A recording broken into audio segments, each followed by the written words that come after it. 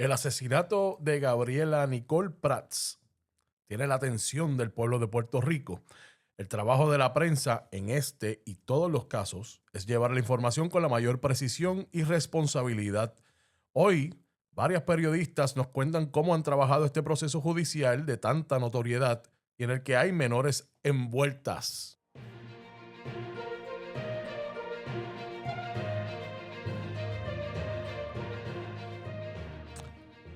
Soy Rodrigo Otero Goico, me acompaña la compañera Wilma Maldonado Rigoitía. Usted está escuchando OPC Radio por Radio Isla 1320. El pasado 11 de agosto del año pasado, 2025, Puerto Rico despertó con la noticia del homicidio del adolescente de 16 años, Gabriela Nicole Prats, en Aybonito. En los días siguientes, la policía anunció que otra adolescente, Antoniesca Avilés Cabrera, de 17 años, y su madre, Elvira Cabrera Rivera, de 40 años, eran sospechosas del crimen. El 19 de agosto se encontró causa para arresto por asesinato en primer grado y ley de armas contra ambas. Esto inició en un ambiente que las periodistas que tenemos como invitadas describen como tenso, incierto y triste. Wilma, bienvenida. Gracias, Rodrigo. El proceso judicial de Elvira Cabrera y de Antoniesca Avilés por delitos graves relacionados a la muerte de Gabriela Nicole Prats han generado opiniones muy polarizadas y un ambiente tenso y a veces hostil, no solo contra las imputadas, sino también contra las abogadas defensoras. A veces el público no entiende el rol de un abogado defensor y creo que es importante que la gente entienda que los abogados y abogadas tienen el deber de procurar que se le garantice el debido proceso a sus clientes y se protejan sus derechos. Igual los fiscales con los derechos de las víctimas. Los y las periodistas tenemos que tener en cuenta eso también al momento de la cobertura de los procesos judiciales y en estos casos tan mediáticos ser extremadamente cuidadosos en no alimentar los discursos de odio y la desinformación. Completamente de acuerdo. Las compañeras periodistas Marjorie Ramírez de Telemundo, Andrea Cruz del Vocero y Nuria Sebasco de Tele 11 compartieron sus respectivas experiencias cubriendo este caso en Aybonito. Voy a empezar con Marjorie. Hola Marjorie, bienvenida. Has estado cubriendo este caso desde el inicio para Telemundo. La primera pregunta que te tengo, ¿cómo es el ambiente en el pueblo de Aybonito en general y en el tribunal particularmente? Pues al principio el ambiente era uno bastante tenso. Se trata de un caso que es un pueblo pequeño, por lo que ambas familias la gente las reconoce. Sabían de las familiares de Antoniesca, también conocen a los familiares de Gabriela Nicole, y eso hace que se torne un poco difícil el ambiente en Aybonito, aparte que se trata de un municipio sumamente tranquilo. Han pasado cosas, pero no son la norma, no es un municipio tal vez como la zona metropolitana, donde se ve mucho más la criminalidad. Así que te puedo decir que al principio por lo menos el ambiente era un poco tenso. Como quiera hay incertidumbre, aunque han pasado meses ya de este asesinato, porque como todavía no hay un veredicto en términos de qué pasó, quién es la culpable o los culpables de este crimen, pues hay algo de incertidumbre. Eh, en- la tensión definitivamente no debe extrañarle a nadie. Otra cosa que quiero saber, ¿crees que el tipo de cobertura puede ayudar al público a comprender mejor el proceso o la gente ya tiene su mente hecha y la información que llevan los periodistas no tiene ninguna consecuencia o consideración?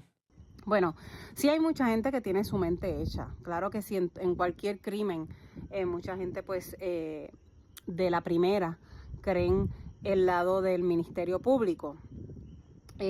Pero la cobertura debe de ser de ambas partes. En este caso, en mi caso particular, también he tratado de entrevistar a la familia de Elvira Cabrera y de Antoniesca, pero ellos hasta el momento, por ahora, no han querido emitir expresiones, porque siempre es bien importante, ¿verdad?, tener las dos partes. Pero entiendo que la información se está llevando como se tiene que llevar, por lo menos en los noticieros. Sabemos que esto es un caso muy mediático. Han habido programas que no son noticias que también lo han estado cubriendo, así que obviamente está en el pueblo determinar a quién escuchan y a quién le creen. Nosotros los periodistas en los noticieros pues somos muy cuidadosos como decimos las cosas y nos dejamos llevar pues por lo que está pasando en el momento, y se habla tanto con la fiscalía como con la defensa. Wilma. Sí, le doy la bienvenida a Andrea Cruz, compañera del periódico El Vocero, y un poco en la misma tónica, ¿no? Le quiero hacer la misma pregunta para tener cuál ha sido su experiencia, ¿verdad?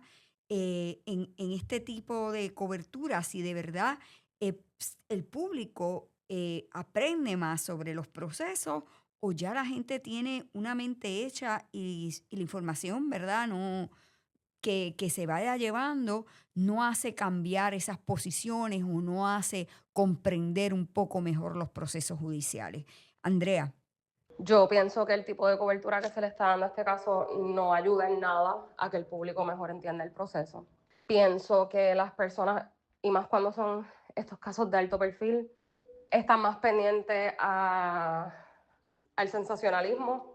Y pues los medios también son culpables de eso. Estamos pendientes al titular, al nuevo, entre comillas, bochinche que surja. Y no se da una explicación categórica de, ok, este es el proceso judicial, esto es lo que ha pasado, estos son los derechos que tienen las imputadas. Que se velen por los derechos de las imputadas no significa que no se le esté haciendo justicia a la víctima. O sea, eso no se ha dado. Así que no, yo no creo que la cobertura de estos tipos de casos abone a que las personas entiendan, sino a que alimenten más y más su coraje por hechos de los cuales no tienen evidencia. Interesante, Sí. Andrea. Quisiera Son saber en esa misma línea. Rodrigo, perdona que te interrumpa, ¿verdad? Seguro. Pero posiciones un poquito distintas, Encontrada. aunque Marjorie hace una salvedad que me parece que es por la línea también que va Andrea, ¿no? Que señala que ella puede dar un poco fe de la cobertura que están haciendo los medios, los periodistas que cubren para noticias, ¿no? Ujú. Recordemos que para esta situación, este caso ha generado gran expectativa y para algunos, lamentablemente, es un espectáculo. Esto va en la línea de lo que es periodismo y que no es periodismo, que lo hemos Correcto. discutido antes. Y creo que es uno de las... El OPC ha sido proactivo, eran las campañas de la Junta anterior, en grandes de ellas, de qué es una cosa y qué es otra cosa. Correcto. Que es entretenimiento y cómo se entretiene al público con un caso como este y qué es lo que hacen los periodistas. Y en esa misma línea, Andrea, quisiera entonces preguntarte, ¿qué debe hacer un periodista? ¿Cómo lo ves tú? ¿Qué debe hacer el periodista para cubrir un proceso así, para hacerlo de manera que se proteja los derechos de las imputadas y de las víctimas? Yo pienso que lo más importante es recordar que nuestro trabajo es fiscalizar y velar porque se velen por los derechos de todas las personas. Pienso que como periodistas deberíamos adentrarnos más en el tema, aprender cómo funcionan estos procesos judiciales, qué significan las mociones que se presentan de parte de la defensa, qué derechos tienen los imputados y cómo no se le violan los derechos a las víctimas por velar por los derechos de los imputados. Yo pienso que a los periodistas nos hace falta más educación, más talleres sobre cómo funcionan estos procesos judiciales, y pienso que también los medios tienen que dejar de priorizar el titular y el sensacionalismo por encima de los hechos y de lo que está ocurriendo en el tribunal. Interesante contestación, Sí, Wilma. Andrea es una reportera joven, está, digamos que en los inicios de su carrera y ha despuntado excelentemente bien, ya ha sido ganadora de premios de periodismo, pero lo que me gusta de ella es que es valiente, ¿verdad?, en sus afirmaciones y que es muy crítica, ¿no?, también hacia la cobertura de los periodistas de los que no son periodistas y también a lo que exigen los medios, ¿no?, de comunicación a sus reporteros. Así que interesantísimo, ¿no? Y creo que nos debe invitar a reflexionar a todos, ¿no?, el comentario de Andrea. Y contrario a Andrea, que como decimos, es una joven iniciando y que de hecho nos dijo fuera del aire que este es el primer caso de alto perfil que ha tenido que cubrir. Nuria Sebasco, periodista de Tele 11, tiene una veteranía en la cobertura de tribunal, así que quiero saber cómo ella lo está mirando, ¿verdad? Le hago la misma pregunta que le hicimos a Andrea, ¿verdad? ¿Qué debe hacer un periodista? Cómo hacer un reportaje detallado, pero que proteja los derechos tanto de las víctimas como de las imputadas y que a la misma vez eduque al público sobre cómo son los procesos judiciales. Y lo primero es que hay que entender que no se trata de una exclusiva de quién llega primero, sino de hacerlo bien. Cubrir un caso como este pues exige como pausa, cabeza fría y conciencia del daño que se puede hacer, ¿verdad? Proteger a las víctimas significa no caer en el morbo, no repetir los detalles innecesarios y no reducir la vida al momento más trágico, ¿verdad? Hay que proteger a las personas imputadas y eso significa pues respetar el debido proceso y no tratarlos como culpables antes de que un tribunal lo determine. Y tengo mucho cuidado con el lenguaje en todo esto porque las palabras pesan. Cuando usamos, por ejemplo, etiquetas absolutas o hablamos como si ya todo esto estuviera aprobado, pues cruzamos una línea. Y es importante recordar que informar no es condenar. Nuestro rol no es sentenciar, es más bien explicar. En el caso de Antionesca, Nuria, cuya edad ha sido parte del debate, por ser menor de edad,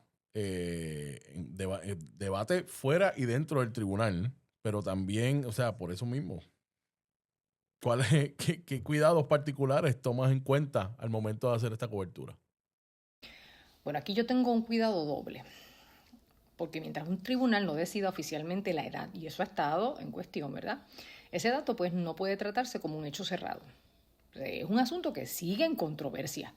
A pesar de que las partes, pues, ¿verdad?, se han expresado al respecto, se impugna.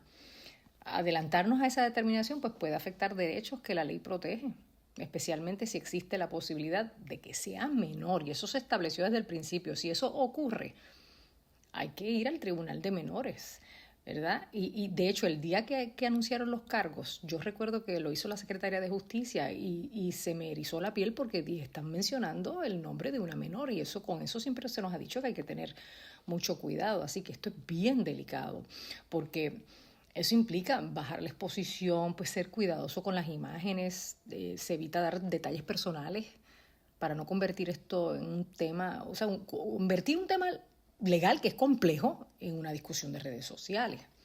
Pues en estos casos la cautela no es encubrimiento, es respeto al proceso, y a veces la gente no lo entiende. Bueno, voy a abusar de la confianza y del tiempo que nos ha brindado Nuria y siguiendo un poco la pista a esa respuesta que nos acaba de dar, me gustaría una reflexión tuya sobre la cobertura de procesos en los que hay menores como acusados. Quisiera que me siguieras abundando en eso, pero incluyendo en eso, ¿verdad?, una autocrítica al gremio. ¿Se vale también? Claro que se vale la autocrítica y es necesaria, porque no siempre nos queda tan perfecto como uno quisiera, ¿verdad? Somos humanos, pero los casos donde hay menores acusados pues requieren un estándar ético más alto, y como gremio pues tenemos que reconocer que no siempre lo cumplimos, no siempre se cumple. Uno espera que sí sea, pero ¿verdad?, uno pues en ocasiones falla, y a veces el dolor colectivo, la indignación o la presión porque la gente vea lo que estamos haciendo, pues nos empujan a cruzar líneas que después pues no se pueden borrar, y hay que ser bien cuidadoso, cauteloso con eso. Cuando hay menores, el daño puede ser para toda la vida, ¿verdad? Y nosotros cubrimos el proceso, pero ahí hay vidas involucradas y gente que está sufriendo en los dos lados. La autocrítica pues no es una debilidad del periodismo, ¿verdad? Lo fortalece, porque nuestra función no es amplificar el coraje sin filtro, sino ayudar a entender lo que está pasando, incluso cuando la emoción domina el ambiente. El pueblo merece justicia, ¿verdad? Y las víctimas, sobre todo, merecen respeto. Y el país merece, pues, un periodismo que aún en momentos bien difíciles, pues, no perdamos el norte. En procesos como este, informar con mesura no es ser tibio, es ser profesional y humano. Bueno, importante, ¿verdad? Eso mismo yo creo que Nuria ha dado en el clavo, ¿no? Rodrigo.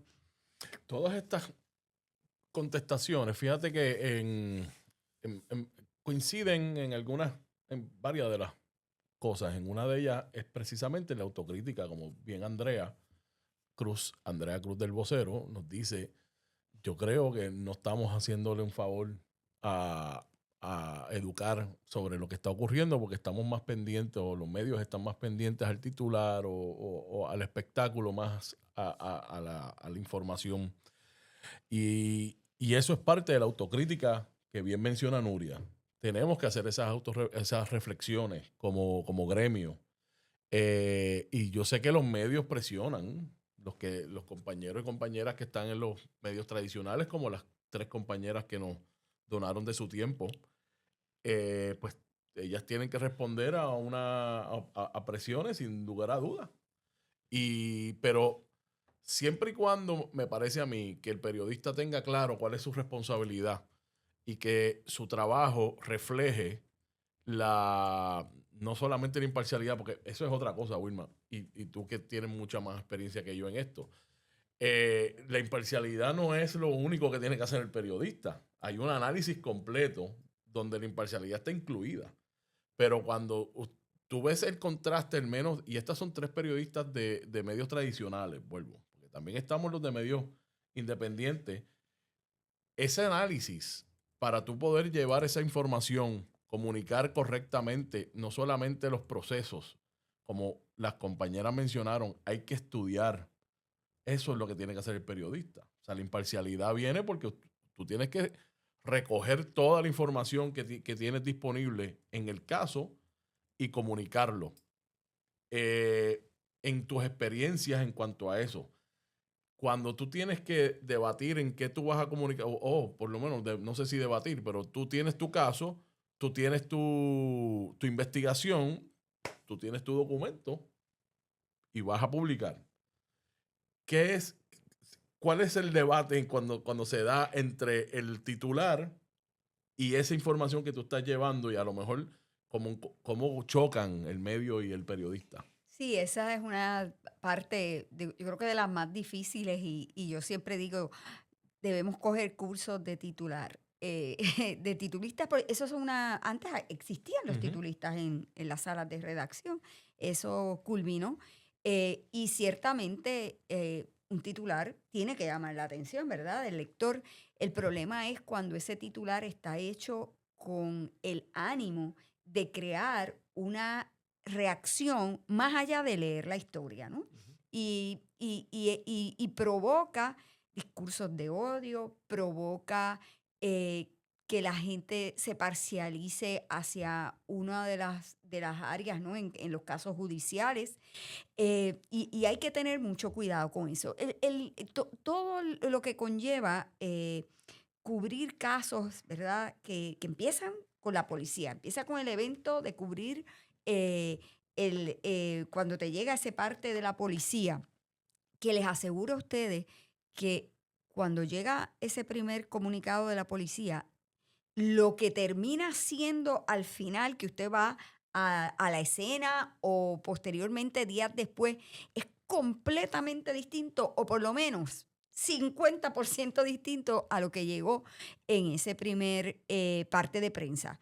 Y no necesariamente porque la policía lo haga adrede, sino pues porque emiten unas informaciones que tienen todavía muy, sin mucha profundidad, ¿verdad? Se reparte eso al público, a los periodistas y lamentablemente pues hay salas de redacción, ¿verdad?, que se está publicando continuamente y hay que tirarlo, ¿no? Hay que publicar esa historia y no necesariamente esperar a ver la evolución que tiene el caso. La responsabilidad de nosotros obviamente es informar con inmediatez, hay que publicar, pero hay que tener mucho cuidado con lo que se publica originalmente porque según se van investigando, esas cosas van cambiando y hay que estar actualizando la noticia. Así que eso, empezando desde esa cobertura que se hace a nivel policial.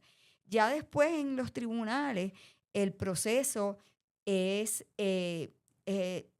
complicado en el sentido de que el periodista debe educarse, como señalaban las tres compañeras, en el lenguaje judicial. A veces los periodistas utilizamos términos que no son los correctos y no es que metiste la pata porque lo dijiste mal, no, es que la palabra que utilizaste tiene una carga sobre el acusado o sobre la víctima que no debería estar ahí. Así que lo primero que tiene que hacer es educarse. Segundo, tener paciencia. Hay que ser rápido, ¿verdad? En producir la noticia, pero la noticia tiene que ser veraz. Así que, por lo tanto, hay que tener mucho cuidado en cómo salió del tribunal y primero analice un poquito qué fue lo que usted recogió y vea lo que antes de escribir. Y hay también que tener mucho cuidado. Yo tenía compañeros en algún momento, no puedo decir que es verdad que eran periodistas todos, pero que cubrían estos eventos en los tribunales, ¿no? Estos casos en los tribunales, que sencillamente lo que escribían era lo que su cobertura era lo que ocurría en el pasillo. Y entonces lo que está en el pasillo es a veces muy distinto a lo que ocurrió en el tribunal, y a eso me refiero que lo que está viendo un jurado y lo que está viendo el juez es la prueba que se admitió, no lo que le diga el fiscal acá afuera y el abogado acá afuera para que usted pase una información que el tribunal no le permitió pasar como prueba. Así que son tantas cosas que hay que tener cuidado al momento de reportar desde los tribunales, que me agrada mucho, ¿no?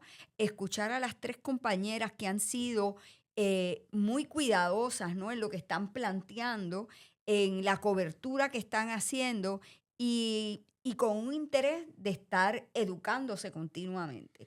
Nuria, en el caso de Nuria, pues ella estudió Derecho, así que tiene ahí una ventaja. Pero no hay que estudiar Derecho para cubrir bien tribunales. Lo que usted tiene que ser es comprometido, conocer el lenguaje, ser veraz y en ningún momento tratar de influir, ¿no? En lo que el público piensa sobre un proceso judicial. Yo quisiera añadir dos cosas que a mí me parece que son interesantes. Cuando las compañeras hablan de el ambiente en el municipio, un municipio pequeño, y el hecho de que hay personas que no quieren dar declaraciones porque conocen a una de las partes o a ambas partes, o a la familia o a algún integrante de ella, nos trae también a cómo es que en pueblos pequeños, comunidades pequeñas, como es en este caso ahí Bonito, y me viene a la mente el metrocentrismo, de que a veces nos enfocamos en lo que pasa en el área metropolitana, y los ambientes en el Tribunal de San Juan y de Bayamón y de Carolina no son los mismos que vas a encontrar en Jayuya, en San Sebastián o en Moca, y en este caso en Ay Bonito. Por lo tanto, la familiaridad que hay de la comunidad en cuanto a todas las personas envueltas en esto, pues el periodista también tiene que tomarlo en consideración al momento de hacer su análisis. Claro. Y otra cosa es, en relación a lo que dice nuestra compañera Andrea Cruz del Vocero, sobre los titulares y el espectáculo, que lo mencionamos ahorita, hay que considerar también que las audiencias, y esto es algo que yo creo que toda la comunidad de periodistas también tiene que tomar en consideración, o por lo menos discutirlo, el tiempo que el ruido de la noticia está al aire versus el tiempo que la información relevante está en el aire. Porque los noticiarios hay 2 horas, 3 horas al día. Estamos hablando de la prensa en televisión, porque en el caso de la compañía Andrea Cruz, pues es prensa escrita, ¿no? Y eso pues está ahí, y está en papel o está en digital. pero se acaba la noticia, se acaba el noticiero y después viene el programa de entretenimiento con 4 personas que están analizando la noticia y después viene el otro programa del otro lado y están analizando. Y eso no es periodismo, eso es opinión, eso es expandir, pero eso está en el aire un montón de horas al día. Correcto. Y a veces estamos escuchando abogados, lo conversaba con una amiga, como analistas allí, que nunca se han dedicado a la práctica penal. Y a veces tú los escuchas diciendo unos disparates que no se sostienen, pero es el analista, ¿no? Que realmente a veces no conoce. Y el problema con esto es cómo se inflama, ¿no? Cómo el lenguaje se vuelve a veces hasta de odio. En el caso señalaba al principio lo de los abogados, porque Claro. recordemos que contra la licenciada Mayra López Mulero hubo amenazas, y cuando uno hace el ejercicio, ¿no?, de mirar en su página, en sus redes sociales, uno ve amenazas y un tono de odio, ¿no? Y esos ánimos hay que bajarlos. Sí. Y nosotros como periodistas podemos contribuir a eso con un lenguaje que sea apropiado, conocedor y justo. Sí. Y ético, por supuesto. Bueno, para eso es este programa, por lo menos para traer los temas, discutirlo y la autocrítica. Yo creo que esa es la palabra clave, lo que nos podemos llevar de este programa. El clavo es la autocrítica, el explorar, analizar y fiscalizarnos. Así es, le agradecemos muchísimo a las compañeras Marjorie Ramírez, Nuria Sebasco y Andrea Cruz por haber estado participando, ¿verdad?, con nosotros en el programa de hoy, y esperemos que esa participación se repita pronto. Bueno, esto ha sido OPC Radio, por aquí por Radio Isla 1320. Gracias a todos y todas por estar con nosotros. Hasta la próxima.